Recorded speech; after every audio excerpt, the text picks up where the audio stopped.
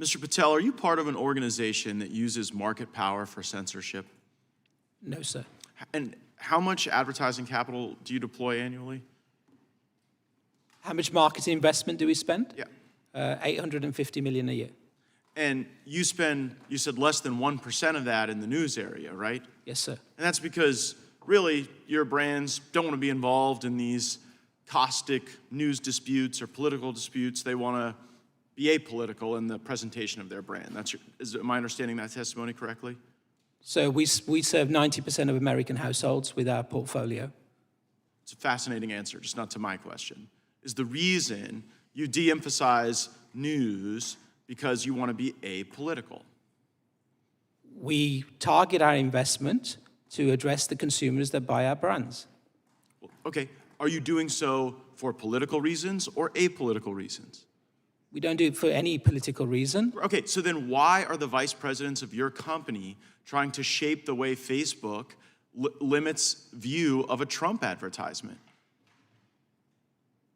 So I'm not sure what the intention of that communication was, but that's I do. It was to get the Trump ad taken down. It's pretty clear. You had two vice presidents, Rob Master and Luis DeComo, who were pressuring Facebook to utilize Facebook's policies to take down a Trump ad. So it's just hard to believe that your goal is to avoid politics when not some intern at your company, but the vice presidents at Unilever are writing Facebook saying, we want you to take this Trump ad down and apply these policies to do it.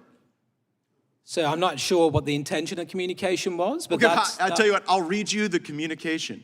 It's 2 words. It's your vice president to GARM when they were trying to get the Facebook ad taken out. It said, honestly reprehensible.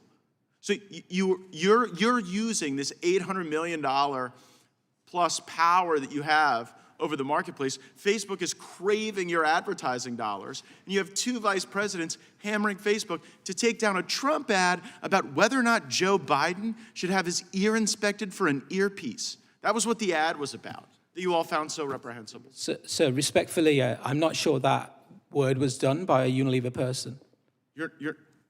Okay, so Mr. DeComo didn't work for Unilever? He sits on the, if I did my homework right, I think that came from the GARM, Rob. Oh, Rob Rankowitz, yes. But you are member entities to GARM. You pay GARM. You guys are GARM. I mean, as Mr. Jewell said, you guys you have to have tools in order to help you place your ads. So you go fund GARM, and then here your vice presidents are commiserating with GARM over the fact that Facebook won't remove this. I guess, Mr. Shapiro, when we look at these big advertising platforms and they're hearing the people with the advertising dollars hammer them with this ideological tilt, what does that do to the marketplace for ideas? Obviously, it shuts down the marketplace of ideas, which is largely the intent. And one of the things that I've heard from some of the Democratic members of the committee today is an extraordinary amount of projection. Projection wherein they suggest that Republican members of the committee are trying to shut down free speech by trying to get answers to questions about the kind of political pressures that are being put on social media companies, for example. But it's been Democrats who, for years, have been spending their time trying to pressure social media companies into doing their bidding by limiting the types of information that are available to the public and how that information is actually distributed. One of the things that's worth noting here is that it's not just a matter of advertising dollars flowing. The way that it works on social media is that if you are demonetized, then the reach of your actual content is also limited by the same social media companies. Do you think the frequency of those demonetization rises when you have vice presidents of companies at Unilever trying to hammer entities like Facebook into taking down Trump ads? Absolutely.